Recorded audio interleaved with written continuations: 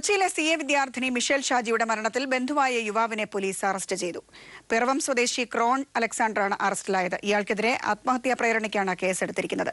അതേസമയം മിഷേലിന്റേത് ആത്മഹത്യ തന്നെയെന്ന് പോലീസ് വ്യക്തമാക്കി. അതേസമയം ക്രൈംബ്രാഞ്ച് ADGP നിതിൻ അഗർവാളിന് കേസിന്റെ അന്വേഷണ ചുമതല നൽകി. മിഷേലുമായി അടുപ്പമുണ്ടായിരുന്ന യുവാവിനെ ചോദ്യം ചെയ്തതിൽ നിന്നാണ് മരണം ആത്മഹത്യ തന്നെയെന്ന് പോലീസ് ഉറപ്പിച്ചത്. പെൺകുട്ടിയെ പിറവം സ്വദേശിയായ ക്രോൺ നിരന്തരം ഫോൺ മുഖാന്തരം ശല്യപ്പെടുത്തിയിരുന്നു. മരണത്തിന്റെ തൊട്ടു മുമ്പത്തെ ദിവസം 33 SMS-ഉം 6 വിളികളുമാണ് നടത്തിയത്. മരണദിവസം 52 SMS-ഉം 4 വിളികളും. ഫോണിലൂടെ ഭീഷണിപ്പെടുത്തുകയും ചെയ്തു. വിദ്യാർത്ഥിനിക്ക് അവസാനമായി വന്ന വിളിയും ഈ യുവാവിൻ്റേതാണ്. ഇവരുമായുള്ള ബന്ധത്തിൽ അസ്വാരസ്യങ്ങളുണ്ടായിരുന്നുവെന്ന് യുവാവ് പോലീസിന് മൊഴി നൽകി. ശല്യം സഹിക്കാനാകുന്നില്ലെന്നും താനൊരു തീരുമാനമെടുത്തിട്ടുണ്ടെന്നും മിഷേൽ പറഞ്ഞിരുന്നു. പലതവണ ചോദിച്ചെങ്കിലും തീരുമാനം തിങ്കളാഴ്ച അറിയാമെന്ന മറുപടിയാണ് ലഭിച്ചതെന്നും യുവാവിന്റെ മൊഴിയിലുണ്ട്. 6-ാം തീയതി തിങ്കളാഴ്ചയായിരുന്നു വിദ്യാർത്ഥിനിയെ മരിച്ച നിലയിൽ കണ്ടെത്തിയത്. പെൺകുട്ടിയുമായി ഫോണിൽ ബന്ധപ്പെട്ടതിന്റെ തെളിവുകളെല്ലാം നശിപ്പിച്ച ശേഷമാണ് ക്രോൺ ചോദ്യം ചെയ്യലിനായി എത്തിയത്. എന്നാൽ സീഡാക്കിന്റെ സഹായത്തോടെ നടത്തിയ പരിശോധനയിൽ SMS അടക്കമുള്ളവ കണ്ടെടുക്കുകയായിരുന്നു. ക്രോണിന്റെ അറസ്റ്റ് പോലീസ് രേഖപ്പെടുത്തി. ഇയാൾക്കെതിരെ ആത്മഹത്യാ പ്രേരണാകുറ്റമാണ് ചുമത്തിയിരിക്കുന്നത്. News bureau, Kochi. മിഷേലിന്റെ മരണം ക്രൈംബ്രാഞ്ചിന്റെ പ്രത്യേക സംഘം അന്വേഷിക്കുമെന്ന് മുഖ്യമന്ത്രി പിണറായി വിജയൻ. പരാതി സ്വീകരിക്കുന്നതിൽ പോലീസിന്റെ ഭാഗത്തുനിന്ന് വീഴ്ചയുണ്ടായോ എന്നും പരിശോധിക്കും. ഇത്തരം സംഭവങ്ങളിൽ പ്രതികൾ എത്ര ഉന്നതരായാലും പിടികൂടുമെന്നും മുഖ്യമന്ത്രി വ്യക്തമാക്കി. എന്നാൽ സംസ്ഥാനത്ത് നടക്കുന്ന കൊലപാതകങ്ങളെ ആത്മഹത്യയാക്കാൻ പോലീസ് ശ്രമിക്കുന്നതായി പ്രതിപക്ഷം ആരോപിച്ചു. എറണാകുളം പിറവത്ത് CA വിദ്യാർത്ഥിയായ മിഷേൽ ഷാജിയുടെ മരണവുമായി ബന്ധപ്പെട്ട് പോലീസിൽ നിന്നും ലഭിക്കുന്ന വിവരമനുസരിച്ച് മാർച്ച് 6-ാം തീയതിയാണ് ബന്ധുക്കൾ പരാതി നൽകിയത്. പരാതി സ്വീകരിക്കുന്നതിൽ പോലീസിന്റെ ഭാഗത്തു നിന്നും വീഴ്ചയുണ്ടായോ എന്ന് പരിശോധിക്കുമെന്ന് മുഖ്യമന്ത്രി പിണറായി വിജയൻ നിയമസഭയിൽ പറഞ്ഞു. നിലവിൽ ലോക്കൽ പോലീസ് അന്വേഷിക്കുന്ന കേസ് ക്രൈംബ്രാഞ്ചിന്റെ പ്രത്യേക സംഘത്തെക്കൊണ്ട് അന്വേഷിപ്പിക്കുമെന്നും മുഖ്യമന്ത്രി വ്യക്തമാക്കി. ഇപ്പോൾ ഉള്ള റിപ്പോർട്ട് അനുസരിച്ച് 6-ാം തീയതി മാത്രമേ എത്തിയിട്ടുള്ളൂ. ഈ കാര്യമടക്കം ക്രൈംബ്രാഞ്ച് അന്വേഷിക്കുന്ന നില സ്വീകരിക്കാം. അഥവാ ഏതെങ്കിലും തരത്തിലുള്ള ലാഘവ നില പോലീസിന്റെ ഭാഗത്തുണ്ടായെങ്കിൽ അതിന് ഉത്തരവാദികളായവരുടെ മേലെ കനത്ത നടപടികളും വരും. ഒരു വിട്ടുവീഴ്ചയും ഈ കാര്യത്തിൽ കാണിക്കില്ല. ഇത്തരം സംഭവങ്ങളിൽ പ്രതികൾ എത്ര ഉന്നതരായാലും പിടികൂടും. പോലീസിൽ നിന്നും ലാഘവത്വമുണ്ടായാൽ ശക്തമായ നടപടിയെടുക്കുമെന്നും മുഖ്യമന്ത്രി മറുപടിയിൽ വ്യക്തമാക്കി.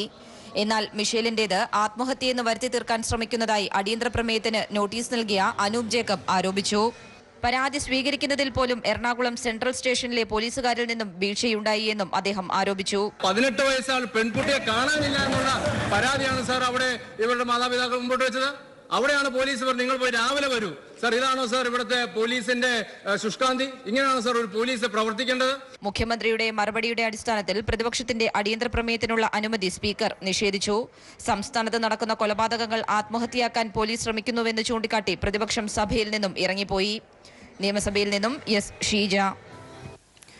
മുഖ്യമന്ത്രിയുടെ പ്രസ്താവനയിൽ സ്പീക്കറുടെ റൂളിംഗ്. ശിവസേനയുമായി ബന്ധപ്പെട്ട വാടക പരാമർശം അപകീർത്തികരമല്ലെന്ന് സ്പീക്കർ. അത് മുഖ്യമന്ത്രിയുടെ രാഷ്ട്രീയ അഭിപ്രായം മാത്രമാണ്. രാഷ്ട്രീയ അഭിപ്രായങ്ങൾ സഭാരേഖകളിൽ നിന്ന് നീക്കം ചെയ്യുന്ന കീഴ്വഴക്കമില്ല. പ്രതിപക്ഷ നേതാവ് നടത്തിയ പരാമർശങ്ങളുമായി ഇതിനെ താരതമ്യപ്പെടുത്തേണ്ടതില്ലെന്നും സ്പീക്കർ പറഞ്ഞു. ഇതെല്ലാം കാണുമ്പോ എനിക്ക് തോന്നുന്നത് ശിവസേനക്കാരെ വാടകയ്ക്കെടുത്തതാണോ എന്നാണ്. ഇന്നലത്തെ നാടകത്തിന് പിന്നിൽ ഇവരുടെ കൈകളില്ലേ എന്ന് സംശയിക്കേണ്ടതായിട്ടുണ്ട്. സദാചാര ഗുണ്ടായിസത്തിൽ പ്രതിപക്ഷത്തിന്റെ അടിയന്തര പ്രമേയത്തിന് മറുപടിയായി മുഖ്യമന്ത്രി നടത്തിയ ഈ പരാമർശം അപകീർത്തികരമല്ലെന്ന് സ്പീക്കർ റൂളിംഗ് നൽകി. മുഖ്യമന്ത്രി രാഷ്ട്രീയ അഭിപ്രായം സംശയരൂപേണ പ്രകടിപ്പിക്കുകയാണ് ചെയ്തത്. ഈ സാഹചര്യത്തിൽ പരാമർശം നീക്കം ചെയ്യേണ്ടതില്ല. എന്നാൽ ഗുരുവായൂർ ക്ഷേത്രത്തിലെ ജലവിതരണവുമായി ബന്ധപ്പെട്ട് KV അബ്ദുൽ ഖാദർ MLA പരാമർശിച്ച് പ്രതിപക്ഷ നേതാവ് നടത്തിയ വാക്കുകൾ നീക്കം ചെയ്തതിന് ഇതുമായി താരതമ്യം ചെയ്യേണ്ടതില്ല. പൊതുസമൂഹത്തിൽ തെറ്റിദ്ധാരണയുണ്ടാക്കുന്നതോ സമൂഹത്തിൽ ഭിന്നിപ്പ് സൃഷ്ടിക്കുന്നതോ ആയ പ്രസ്താവന നിയമസഭയിൽ ഉണ്ടാകരുതെന്ന് നിർബന്ധമുണ്ട്. ഉദ്ദേശിക്കാത്ത അർത്ഥം പോലും വ്യാഖ്യാനിക്കപ്പെടാനുള്ള സാധ്യത മുന്നിൽ കണ്ടാണ് പ്രതിപക്ഷ നേതാവിന്റെ പരാമർശം നീക്കം ചെയ്തതെന്നും സ്പീക്കർ വിശദീകരിച്ചു. News bureau, Thiruvananthapuram. മണിപ്പൂരിൽ മുഖ്യമന്ത്രി ഇബോബി സിംഗ് രാജിവെച്ചു. ഗവർണർ നജ്മ ഹെപ്തുള്ളയുടെ നിർദ്ദേശത്തെ തുടർന്നാണ് ഇബോബി സിംഗ് രാജിവെച്ചത്. സർക്കാർ രൂപീകരിക്കാനുള്ള ശ്രമങ്ങൾ പരാജയപ്പെട്ടതും രാജിക്ക് കാരണമായി. BJP നിയമസഭാ കക്ഷി നേതാവ് ബിരേൻ സിംഗിനെ സർക്കാർ രൂപീകരിക്കാൻ ഗവർണർ ക്ഷണിക്കും. തൂക്കുമന്ത്രിസഭ വന്നതോടെ സർക്കാർ രൂപീകരണം അനിശ്ചിതത്വത്തിലായ മണിപ്പൂരിൽ കാര്യങ്ങൾ വീണ്ടും BJPക്ക് അനുകൂലമാവുകയാണ്. കേവല ഭൂരിപക്ഷമായ 31 MLA-മാരുടെ പിന്തുണ അവകാശപ്പെട്ട് BJP ഗവർണറെ കണ്ടതിന് പിന്നാലെ ഏറ്റവും വലിയ ഒറ്റകക്ഷിയെ കോൺഗ്രസിനെ ക്ഷണിക്കണമെന്നാവശ്യപ്പെട്ട് ഇബോബി സിംഗും ഗവർണറെ സമീപിച്ചു. എന്നാൽ ചട്ടപ്രകാരം എത്രയും വേഗം രാജി സമർപ്പിച്ച് സർക്കാർ രൂപീകരിക്കാൻ വഴിയൊരുക്കണമെന്നായിരുന്നു ഗവർണർ ഇബോബി സിംഗിനോട് നിർദ്ദേശിച്ചത്. 4 നാഷണൽ പീപ്പിൾസ് പാർട്ടി MLA-മാരുടെ പിന്തുണ കൂടി ഉണ്ടെന്നായിരുന്നു കോൺഗ്രസ് ഗവർണറെ അറിയിച്ചത്. എന്നാൽ നാഷണൽ പീപ്പിൾസ് പാർട്ടി കോൺഗ്രസിനെ പിന്തുണച്ചിട്ടില്ലെന്നും ഗവർണറെ തെറ്റിദ്ധരിപ്പിച്ചുവെന്നും ജനറൽ സെക്രട്ടറി വിവേക് രാജ് ആരോപിച്ചു. കേവല ഭൂരിപക്ഷത്തിന് 31 സീറ്റുകൾ വേണ്ടിടത്ത് BJPക്ക് 21 MLA-മാരും കോൺഗ്രസിന് 28 സീറ്റുകളുമാണുള്ളത്. എൻ ബീരേൻ സിംഗിനെ നിയമസഭാകക്ഷി നേതാവായും BJP തെരഞ്ഞെടുത്തു. ഇതിനിടയിൽ ശ്യാംകുമാർ സിംഗ് അടക്കമുള്ള കോൺഗ്രസ് MLA-മാർ കൂടി BJPയിലേക്ക് ചേക്കേറിയതായാണ് വിവരം. അങ്ങനെയെങ്കിൽ കൂറുമാറ്റ നിരോധന നിയമപ്രകാരം അയോഗ്യരാക്കപ്പെടുകയും പിന്നീട് BJP ടിക്കറ്റിൽ ജനവിധി തേടാനുമാണ് നീക്കം. അതേസമയം മനോഹർ പരീക്കറെ മുഖ്യമന്ത്രിയാകാൻ ഗവർണർ ക്ഷണിച്ചതിനെതിരെ കോൺഗ്രസ് സുപ്രീം കോടതിയെ സമീപിച്ചു. ഏറ്റവും വലിയ ഒറ്റകക്ഷിയെ കോൺഗ്രസിനെ സർക്കാർ രൂപീകരിക്കാൻ ക്ഷണിക്കാത്തത് ഭരണഘടനാ വിരുദ്ധമെന്നും അടിയന്തര വാദം കേൾക്കണമെന്നും ആവശ്യപ്പെട്ടെങ്കിലും സുപ്രീം കോടതി നിരസിച്ചു.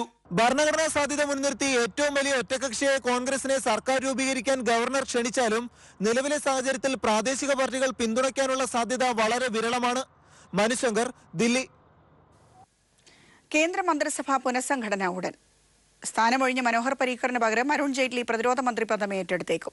ഊർജ്ജ സഹമന്ത്രി പീയൂഷ് ഗോയൽ ധനമന്ത്രിയാകാനും സാധ്യത തെളിഞ്ഞു.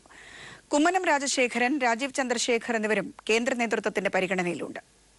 ഗോവ മുഖ്യമന്ത്രിയാകാൻ പ്രതിരോധ മന്ത്രി സ്ഥാനം മനോഹർ പരീക്കർ ഒഴിഞ്ഞതിന് പിന്നാലെ കേന്ദ്ര മന്ത്രിസഭാ അഴിച്ചുപണിക്ക് കളമൊരുങ്ങുകയാണ്. കേന്ദ്ര ധനമന്ത്രി അരുൺ ജെയ്റ്റ്ലി പ്രതിരോധ മന്ത്രി സ്ഥാനം ഏറ്റെടുത്തേക്കും. പകരം ഊർജ്ജ സഹമന്ത്രി പീയൂഷ് ഗോയൽ ധനമന്ത്രിയാകാനാണ് സാധ്യത. മനോഹർ പരീക്കർ പ്രതിരോധ മന്ത്രിയാകുന്നതിന് മുമ്പ് നേരത്തെ അരുൺ ജെയ്റ്റ്ലി പ്രതിരോധ മന്ത്രാലയത്തിന്റെയും അധിക ചുമതല വഹിച്ചിരുന്നു. നിയമസഭാ തെരഞ്ഞെടുപ്പ് അടുത്തുവരുന്ന ഗുജറാത്ത്, കർണാടക സംസ്ഥാനങ്ങൾക്കും മന്ത്രിസഭാ പുനഃസംഘടനയിൽ കൂടുതൽ പ്രാതിനിധ്യം ലഭിച്ചേക്കും. BJP സംസ്ഥാന അധ്യക്ഷൻ കുമ്മനം രാജശേഖരൻ, NDA സംസ്ഥാന ഉപാധ്യക്ഷൻ രാജീവ് ചന്ദ്രശേഖർ എന്നിവരും കേന്ദ്ര നേതൃത്വത്തിന്റെ പരിഗണനയിലാണ്. ഇതിനിടയിൽ BJP ദേശീയ ഭാരവാഹി പുനഃസംഘടനയും ഉടൻ ഉണ്ടാകുമെന്നാണ് വിവരം. BJP മുൻ സംസ്ഥാന അധ്യക്ഷൻ V മുരളീധരൻ, ദേശീയ ആസ്ഥാനത്ത് ചുമതല വഹിക്കുന്ന അരവിന്ദ് മേനോൻ, R ബാലശങ്കർ തുടങ്ങിയവരും ഭാരവാഹിത്വ സാധ്യത പട്ടികയിൽ മുന്നിലാണ്. കേരളത്തിലെ NDA സഖ്യകക്ഷികൾക്കും കേന്ദ്ര സർക്കാർ പദവികളിൽ നിയമന സാധ്യതയുണ്ട്. BDJS നേതാവ് സുഭാഷ് വാസു, JRS നേതാവ് CK ജാനു തുടങ്ങിയവരാണ് പരിഗണനാ ലിസ്റ്റിൽ മുൻപിൽ. News bureau, Delhi. തിരികെ വാർത്തകളിലേക്ക്. കൊച്ചി മെട്രോ ആദ്യഘട്ടത്തിന്റെ ഉദ്ഘാടനം അടുത്ത മാസം നടക്കും. മെട്രോ റെയിൽ സുരക്ഷാ കമ്മീഷന്റെ അനുമതി ലഭിച്ചാൽ ഉദ്ഘാടന തീയതി തീരുമാനിക്കും. ആലുവ മുതൽ പാലാരിവട്ടം വരെയുള്ള 13 കിലോമീറ്ററാണ് ആദ്യഘട്ടത്തിൽ ഉദ്ഘാടനം ചെയ്യുക. ഇതിന് മുഖ്യമന്ത്രി അനുമതി നൽകിയതായി DMRC മുഖ്യ ഉപദേഷ്ടാവ് E ശ്രീധരൻ അവലോകന യോഗത്തിന് ശേഷം അറിയിച്ചു. ആലുവ മുതൽ പാലാരിവട്ടം വരെ നിർമ്മാണം പൂർത്തിയാവുന്ന 13 കിലോമീറ്ററിലെ സർവീസാണ് കൊച്ചി മെട്രോയുടെ ആദ്യഘട്ടമായി ഉദ്ഘാടനം ചെയ്യുക. ഈ മാസം 31-ഓടെ നിർമ്മാണ പ്രവർത്തനങ്ങൾ പൂർത്തിയാവും. തുടർന്ന് മെട്രോ റെയിൽ സുരക്ഷാ കമ്മീഷൻ പരിശോധന നടത്തി അനുമതി നൽകിയ ശേഷമായിരിക്കും ഉദ്ഘാടനം. മുഖ്യമന്ത്രി പിണറായി വിജയന്റെ അധ്യക്ഷതയിൽ നടന്ന അവലോകന യോഗത്തിലാണ് ഇത് സംബന്ധിച്ച് തീരുമാനമെടുത്തത്. ആദ്യഘട്ടത്തിന്റെ ഉദ്ഘാടനം നടത്താൻ മുഖ്യമന്ത്രി അനുമതി നൽകിയതായി DMRC മുഖ്യ ഉപദേഷ്ടാവ് E ശ്രീധരൻ പറഞ്ഞു. ഞങ്ങൾ 31 എല്ലാ പണിയും കഴിയുമെന്ന് പറയുന്നുണ്ട്. അത് കഴിഞ്ഞിട്ട് ഫസ്റ്റ് വീക്കിൽ കമ്മീഷണർ റെയിൽവേ സേഫ്റ്റി വരും, ഇൻസ്പെക്ട് ചെയ്തിട്ട് സേഫ്റ്റി സർട്ടിഫിക്കറ്റ് തരണം. മഹാരാജാസ് കോളേജ് വരെയുള്ള മെട്രോയുടെ മുഴുവൻ നിർമ്മാണ പ്രവർത്തനം 4 മാസത്തിനുള്ളിൽ പൂർത്തിയാവുമെന്നും E ശ്രീധരൻ വ്യക്തമാക്കി. കേന്ദ്ര സർക്കാരിന്റെ കൂടി അഭിപ്രായം പരിഗണിച്ച ശേഷമായിരിക്കും സംസ്ഥാന സർക്കാർ ആദ്യഘട്ടത്തിന്റെ ഉദ്ഘാടന തീയതി തീരുമാനിക്കുക. News bureau, Thiruvananthapuram. മലപ്പുറം ഉപതെരഞ്ഞെടുപ്പിൽ കുഞ്ഞാലിക്കുട്ടിയുടെ സ്ഥാനാർത്ഥിത്വത്തിൽ ലീഗിൽ അതൃപ്തി. കൂടുതൽ ചർച്ച ചെയ്യാതെ തീരുമാനമെടുക്കരുതെന്ന് പാണക്കാട് തങ്ങളോട് ഒരു വിഭാഗം നേതാക്കൾ ആവശ്യപ്പെട്ടു. അഖിലേന്ത്യാ സെക്രട്ടറി അബ്ദുൾ സമദാനിയും സ്ഥാനാർത്ഥിത്വത്തിന് അവകാശവാദവുമായി രംഗത്തുണ്ട്. സംവിധായകൻ ദീപൻ അന്തരിച്ചു. വൃക്കരോഗത്തെ തുടർന്ന് കൊച്ചിയിലെ സ്വകാര്യ ആശുപത്രിയിൽ ചികിത്സയിലായിരുന്നു. സംസ്കാരം നാളെ തിരുവനന്തപുരത്ത് നടക്കും. പുതിയ മുഖം, ലീഡർ, ഡി കമ്പനി തുടങ്ങിയ സിനിമകൾ സംവിധാനം ചെയ്തിരുന്നു.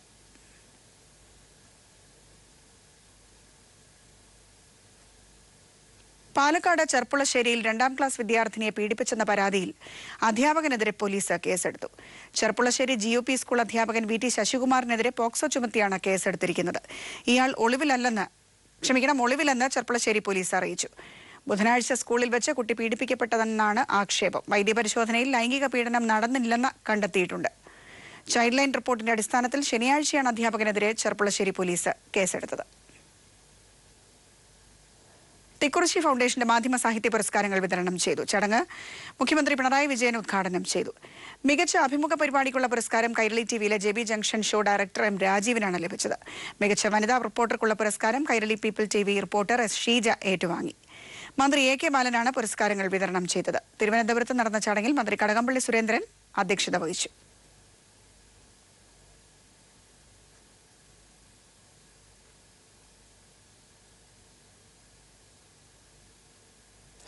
SPT മുൻ chief general manager E.K. Harikumar രചിച്ച നേടാനാവാത്തതായി ഒന്നുമില്ല എന്ന പുസ്തകം പ്രകാശനം ചെയ്തു. ധനമന്ത്രി ഡോക്ടർ TM തോമസ് ഐസക്കാണ് പ്രകാശന കർമ്മം നിർവഹിച്ചത്. ഡെപ്യൂട്ടി കളക്ടർ ദിവ്യ S. അയ്യർ ആദ്യ പ്രതി ഏറ്റുവാങ്ങി. തിരുവനന്തപുരത്ത് നടന്ന ചടങ്ങിൽ SPT managing director CR Sasikumar, ശില്പി കാനായി കുഞ്ഞിരാമൻ തുടങ്ങിയവർ പങ്കെടുത്തു.